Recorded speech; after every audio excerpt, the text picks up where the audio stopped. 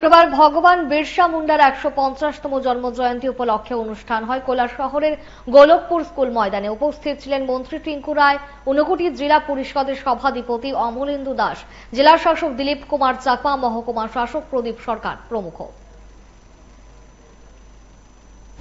জয়ন্তী পালন শুধু নয়, আমরা 2018 সালের পর এই রাজ্যে সরকার পরিবর্তন হয়েছে। 2014 সালে প্রধানমন্ত্রী নরেন্দ্র মোদীজির নেতৃত্বে যখন সরকার দেশে স্থাপন হয়, তারপর থেকে আমরা অনেকগুলো বিষয় নতুন করে জানতে পেরেছি এবং নতুন করে সেগুলোর সূচনা হয়েছে।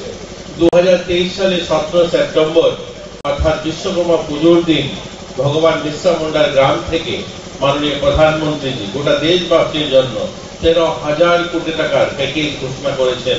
এবং যারা বিভিন্ন আমাদের হয়তো ত্রিপুরা রাজ্যে আমাদের এখানে আদিবাসী যারা রয়েছে তারা চা বাগানে কাজ করে, কিন্তু গোটা দেশে সেটা ঝাড়খণ্ড হোক বা সেটা ছত্তিশগড় হোক বা সেটা মধ্যপ্রদেশ হোক, রাজস্থান হোক, সেখানে কিন্তু তারা এই চা বাগানের পাশাপাশি আরো অনেকগুলো কাজের সঙ্গে যুক্ত।